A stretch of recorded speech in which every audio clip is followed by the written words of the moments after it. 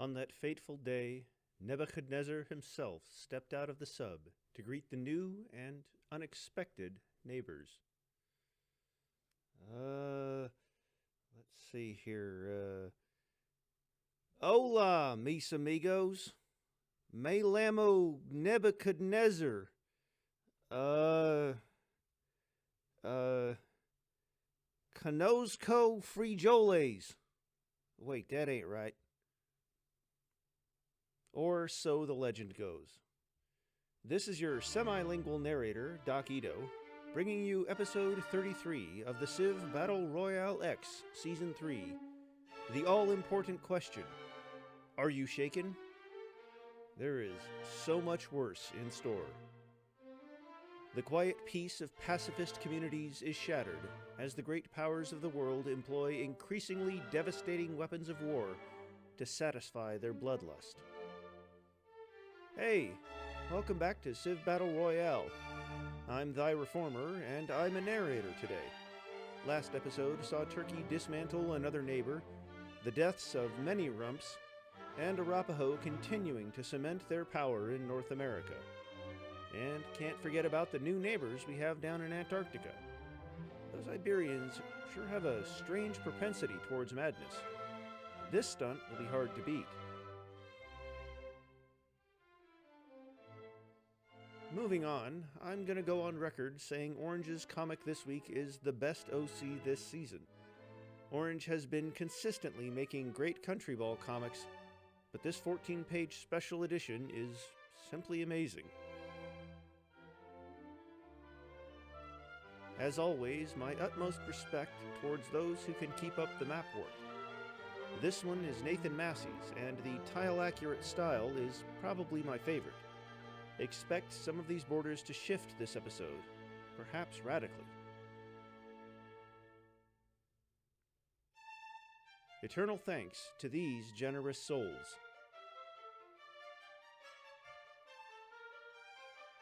That deviation value should tell you all you need to know about what's happening behind the scenes. The debate over Castile's rank, and if they even deserve one, will surely continue to live on.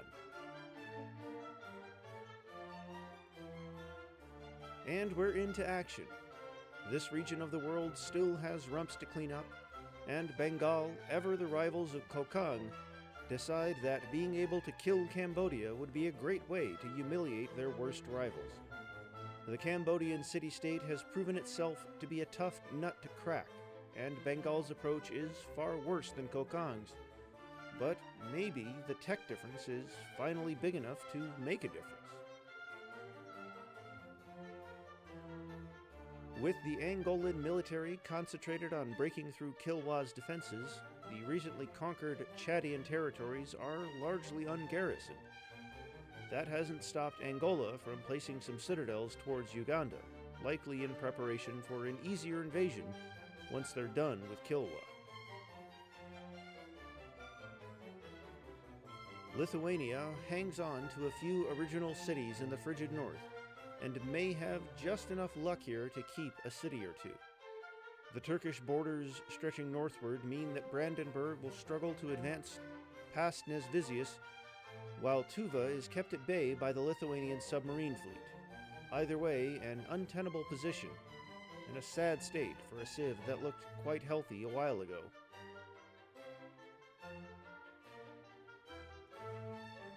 With the excuse of the Norman-Ugandan War, we look at Angolan-occupied Chad another time. I'll point out that Chad could deal some damage with a quick blitz, but with a serious production disadvantage, would likely end up falling all the way back to Fada. As one would expect, the hellish terrain between Angola and Kilwa means that progress is slow, if there is any progress at all.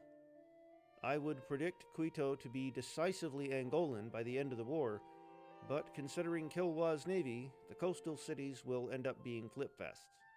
If Angola even makes it that far, that is.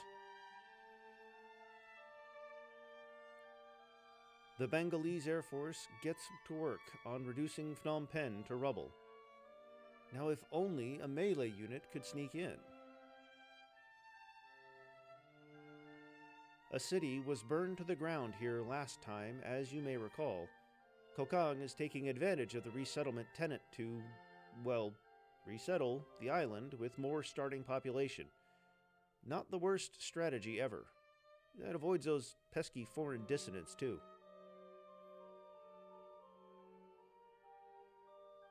One civ died here last episode, and another was forced into retirement, and the region is still ugly as sin.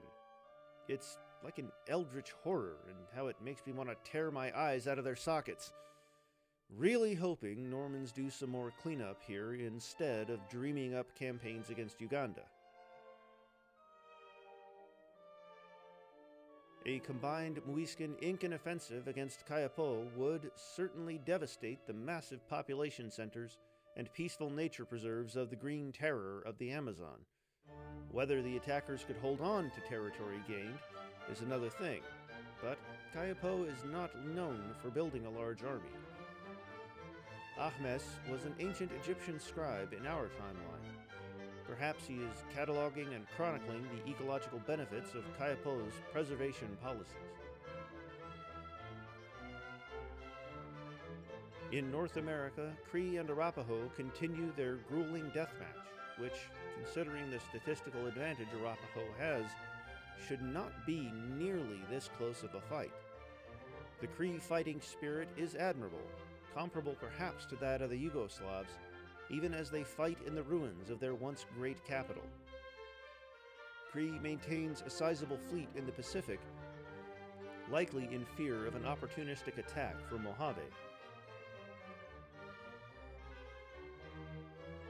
I spoke too soon. Turkey has granted open borders to Brandenburg, and on the other side a Tuvan tank has reached the gates of Seinai. Merely a matter of time now before Lithuania is banished to Iberia, that land of the deranged. Perilous suggestion.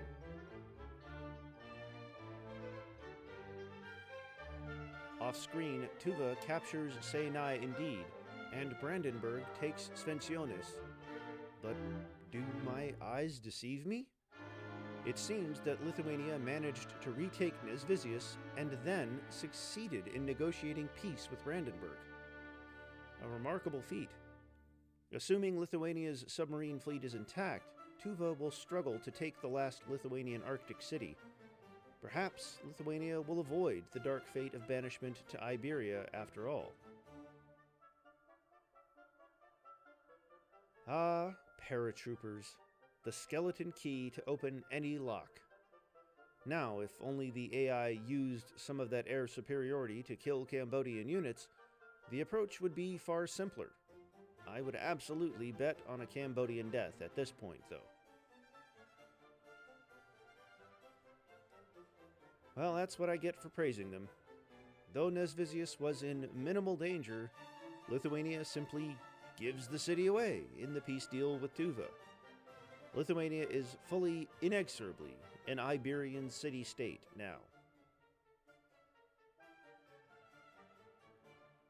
Another glance at this peninsula that doubles up as a tomb. Lithuania does have a settler, though, so that could be a source of absurdity in its own right.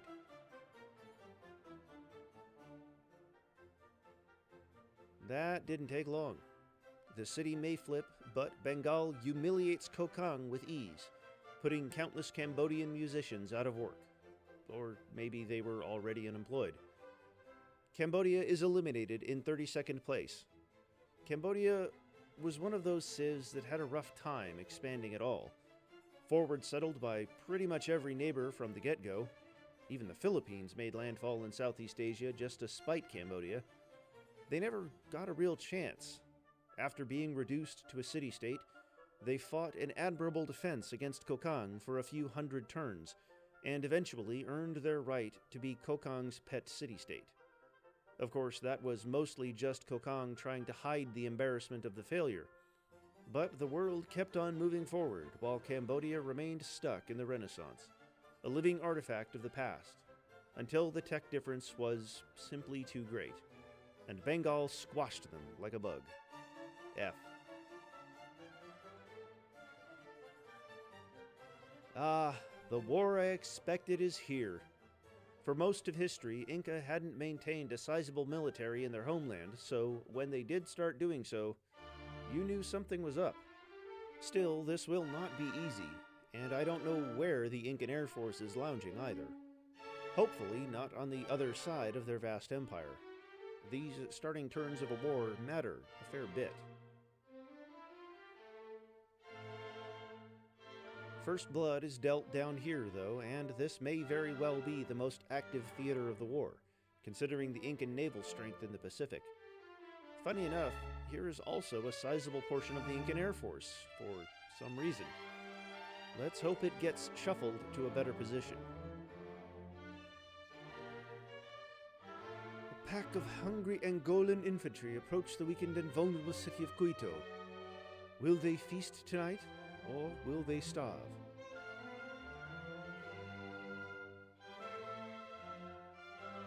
Turkey does not employ a lot of land forces, instead relying on a dominant air force and an overabundance of nuclear weapons to maintain their sprawling empire.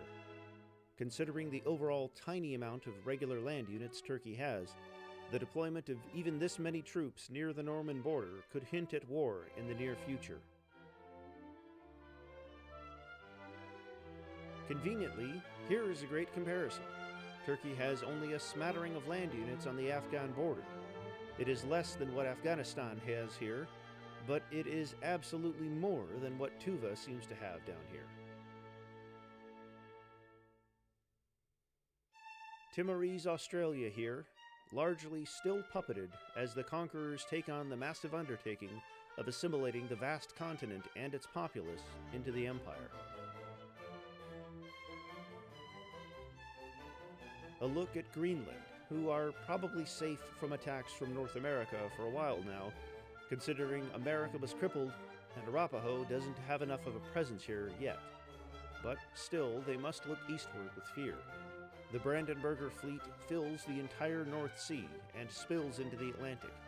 These numbers are sufficient to bring terror to most civs on the Atlantic, but so far Brandenburg has not seen the need to use this power.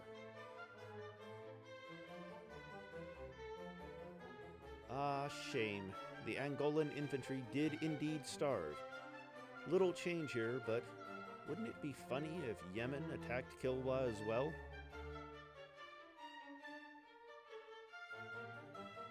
As was advisable, Inca has moved a large air fleet of 30 planes, possibly including nukes, to their homeland. And just in time as well, as Kayapó makes the first move here, beelining for Quito. Don't let the puny size of the offensive fool you. In the age of the airplane, even one of these special forces is plenty enough to flip the city.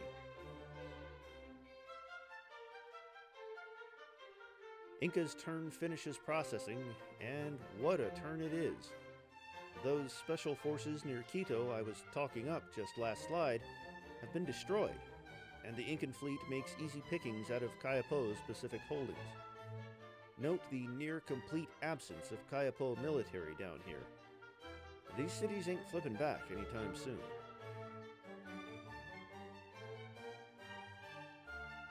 Meanwhile, in the north, Arapaho moves forward, slowly but surely.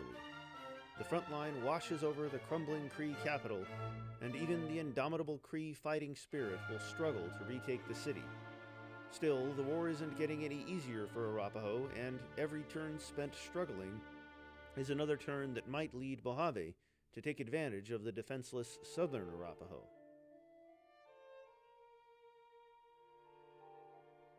Well, we did expect it. A special Mojave operation finally takes out the North Korean mountain fortress, and North Korea is eliminated in 31st place. North Korea likewise played an unimpressive game, but at least not as unimpressive as Cambodia. Small consolation, though. North Korea spent most of the game settling little and fighting a lot, particularly against Mori. Eventually, the pitiful Korean civ had the last of their hopes and dreams crushed by Han, and North Korea was imprisoned in the very city they fought Mori for, over and over. Life's cruelties have a way of being ironic. Death in the hands of Mojave was but an inevitability. F.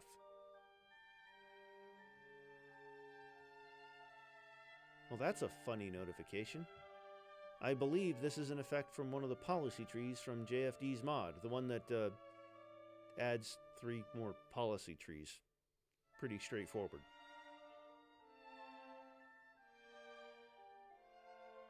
Turns out Castile is telling other rumps about our observer sub. Uganda is the first to pay a visit, sending a rifleman platoon led by the greatest Ugandan general, Gaius Marius, in hopes of taking over the submarine. Good luck. You'll need it.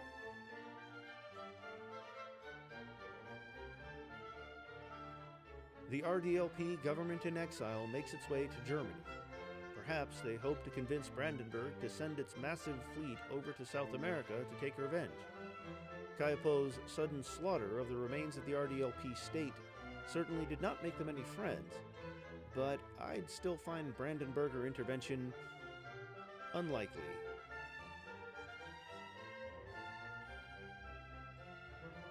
Castro is next to fall, but Kaipo has increased their military presence here since we last visited. Seems that Raoni wishes to contest these conquests after all. I would try to focus on the Incan homeland myself. A flipfest with the Incan Navy is a losing battle.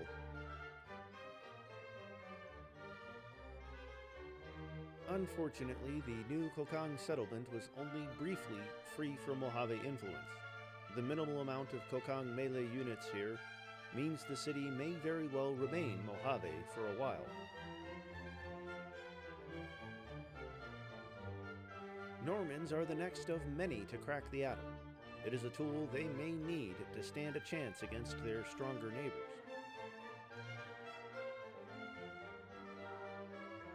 Quito has fallen. Meanwhile, right to the south, Angolan paratroopers make landings near Kilwa Kisiwani, and a flanking force approaches through Timorese territories. The Kilwan coast will start flipping any moment now.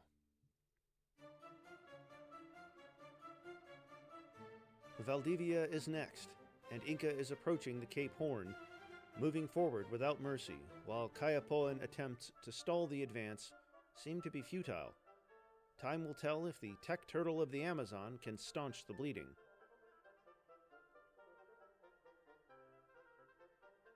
What's up with Chan Ti taking damage? Plane bombardment? Or missiles, perhaps? Or maybe Kokang sent a contingent of ships this way and it got cleaned up just in time for Lax to pan this way, similar to what happened here 2 episodes ago. Either way, not much happening here right now.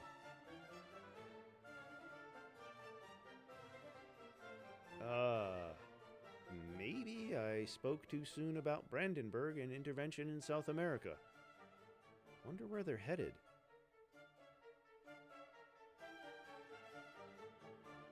Looks like Arapaho is finally breaking through the Rockies in a somewhat decisive manner. Cree is still far from giving up. It has looked hopeless for a while, but a hopeless fight is still a fight worth fighting.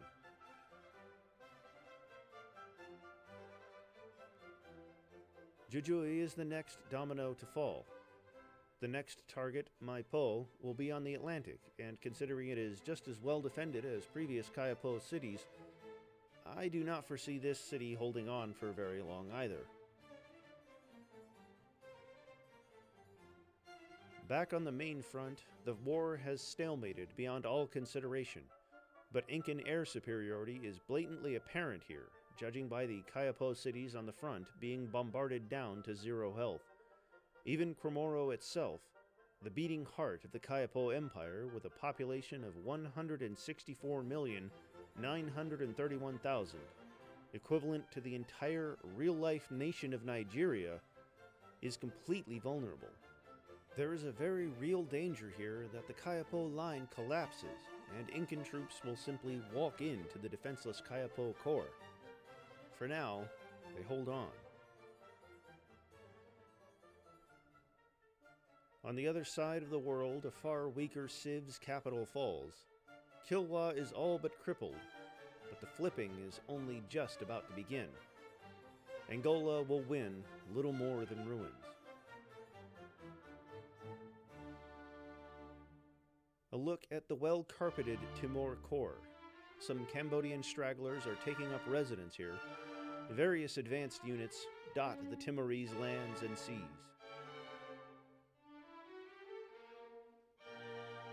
Irataba, upon hearing that Castile has managed to live on in a hidden corner of the world, has taken it upon himself to take this sanctuary for himself.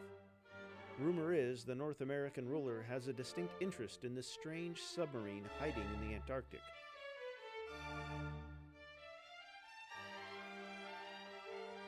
Zanzibar and Kilwa Kisiwani both flip. The festival has only just begun.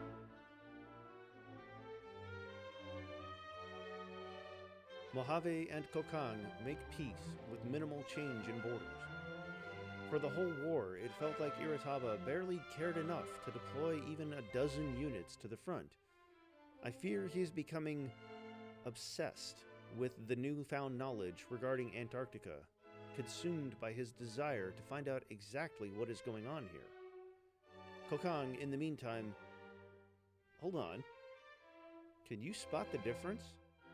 On slide 38, there was a very populous city here bearing the name of Songkang. Now, there's an empty gap. Due to the lack of fallout, the leading theory is that Mojave used non-nuclear missiles to wipe out the city. To think that Irataba ordered a Kokang city annihilated just to get the peace deal he desired, and he didn't even use it to get cities out of Kokang. He merely wanted to get out of the war to move his focus elsewhere. Concerning, to say the least.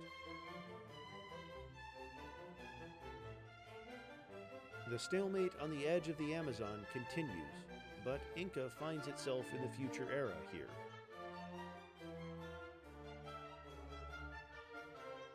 Well, that's an ugly sight, in more ways than one.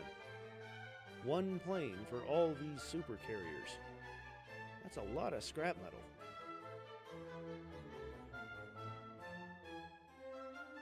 Maipo falters. Kayapo resistance is still rare down here.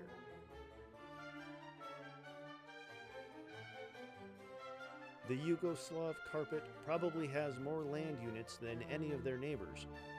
Normans and Brandenburg are mostly navy, and Turkey is mostly air power.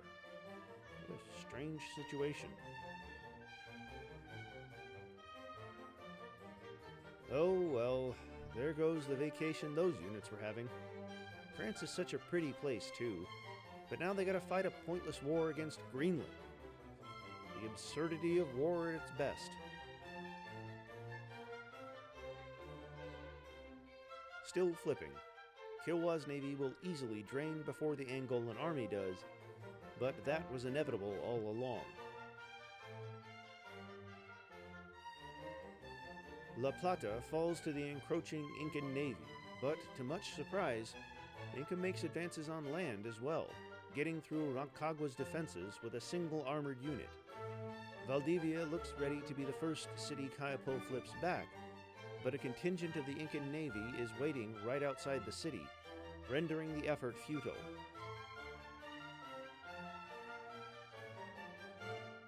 Much of the Tuva lands. A healthy amount of both land units and planes dot the landscape. Whether they could hold against Turkey is debatable, though.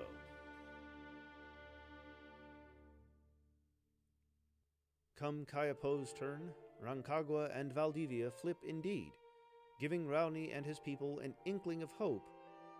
But the very next turn, that hope too will be taken away.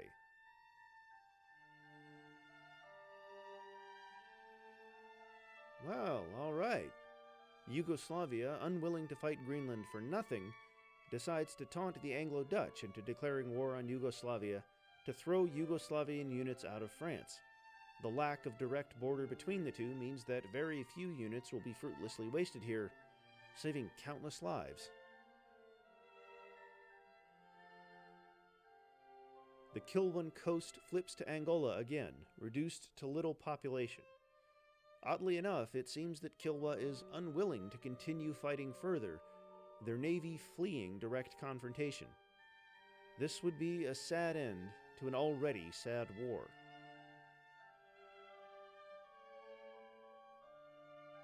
War continues to engulf Europe, as Brandenburg joins the war against Yugoslavia.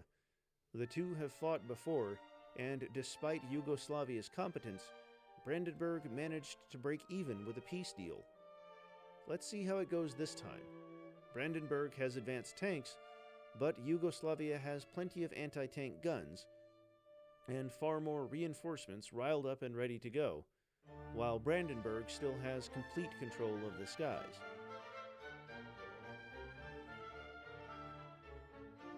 Valdivia is back in Incan hands, and apparently Tupiza flipped back and forth while we were away in Europe, too.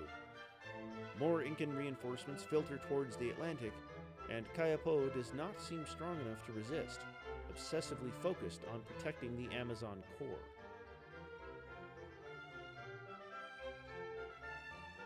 Against my previous judgment of cowardice, the Kilwan Navy returns to flip the coast after all. On the next flip, the former glory of the Kilwan capital will be reduced to one pop, a dead husk, a shell of its former self.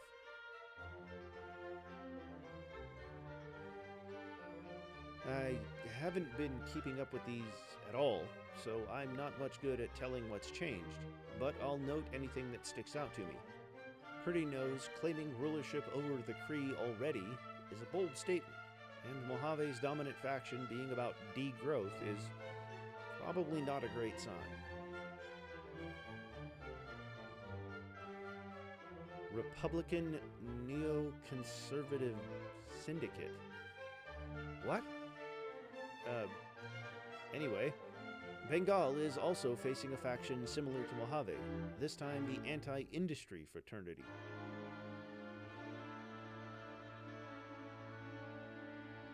The Seminole monarchy in exile is dominated by a Muisca animal rights group? That's hilarious, and certainly shows who they're puppeteered by.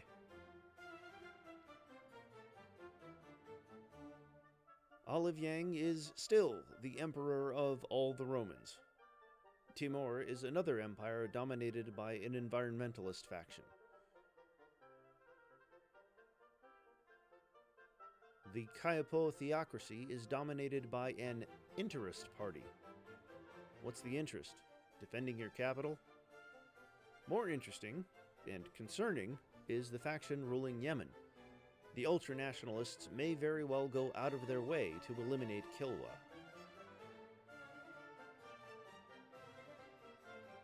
And finding the observers, apparently, leads to revolution. Checks out, really.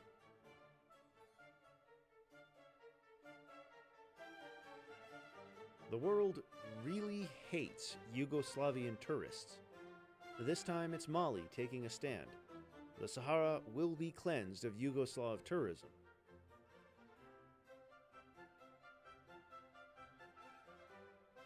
Rancagua falls to Inca again. This has been a slow and methodical dissection of the Cayapo South so far, but at last we're seeing some Cayapo ships heading this way. Whether they can outnumber the Incan reinforcements will be another thing entirely, and I'm not holding my breath.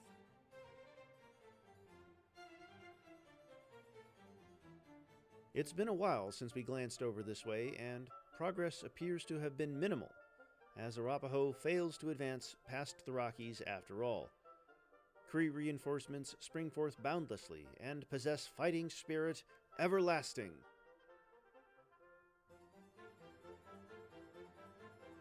As one would expect, Messina is the first victim of the reignited rivalry.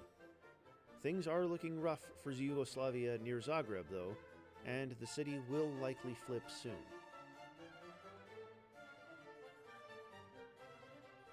Miserably enough, the Kilwan Navy has been cleared out almost entirely now, and a few scattered Angolan units are even reaching Madagascar. The fight for the Kilwan coast is all but over.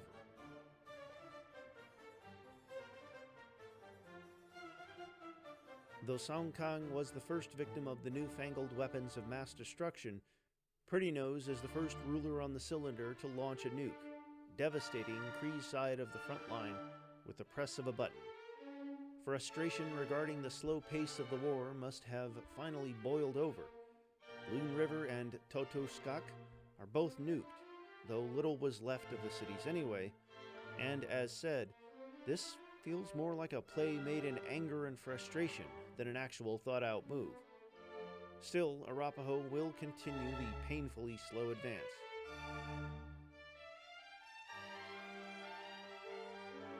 A good look at the now ruined landscape.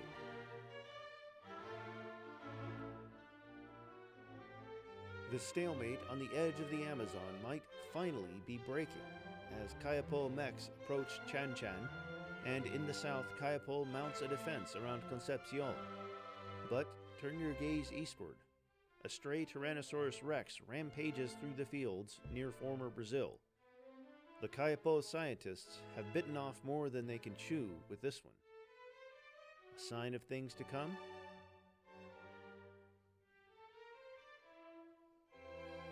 Messina flips back and forth, and Zagreb holds. The war in Central Europe remains tenuous. Reinforcements are direly needed on the front.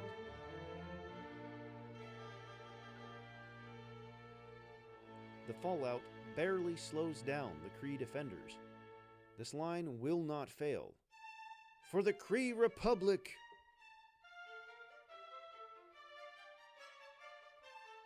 Judging by the population difference, Zagreb has flipped back and forth.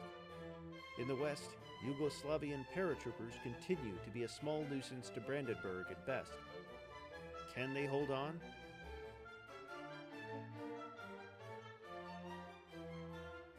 Well, I have to eat my words here again. One more small fleet of Kill 1 ships makes its way into Kilwa Kisiwani, and the city may flip a few more times yet. Still, Mombasa's low health stirs despair deep within my soul.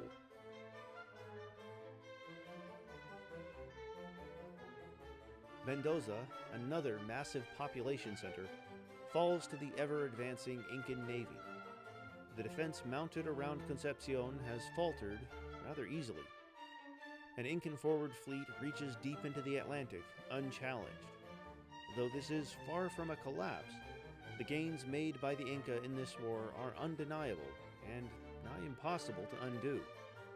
Kayapo simply does not have enough units, and for whatever reason, not enough will to make units fast enough.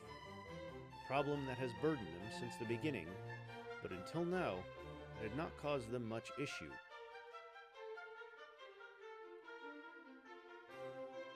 We see Zagreb in Brandenburger hands, but their hold over the city is tenuous at best.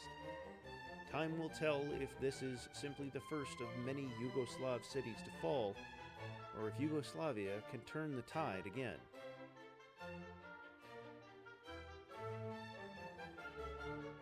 Nikisiu, the new Kree capital, is nuked as well, giving more ground to my theory of these nukes being fired by Pretty Nose in anger, seeing as Arapaho cannot reach the city yet. Likewise, Katapuewi is nuked, but it is unreachable for the Arapaho military as of now.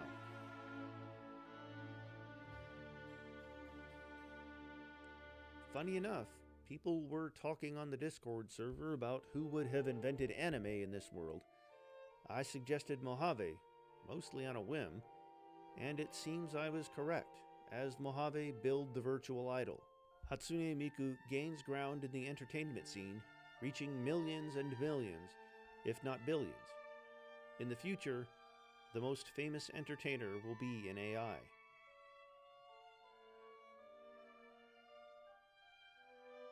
Dmitry Shostakovich, a Soviet-Russian composer in real life, is refusing to flee his homeland, even if it gets him killed. One cannot help but respect his stubborn bravery. The Cambodian people will remember him and his music for all of eternity, certainly.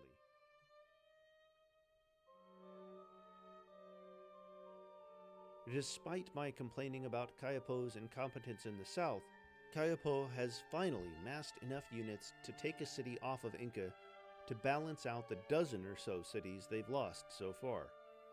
If Inca are not careful, they may lose the 9 planes sitting in the city, which would be a serious blow, even if Kayapo has only one measly plane in the area.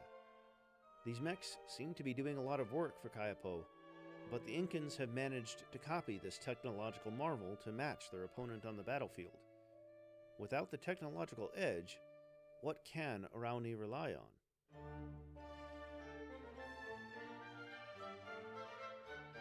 And on the final slide here, Chan Chan holds on, but Kayapo's own defenders can't say the same. The stray T-Rex is still rampaging through the countryside. Catamarca falls to a small squadron of ships. Tucumán is overwhelmed by the Incan land forces. But at least the defense of Concepcion rages on, giving hope to the rest of Kayapo. And perhaps hope is exactly what they need in these dark times. We were Thy Reformer and Doc Ito, and you were awesome for listening to this. Hope to see you again next week.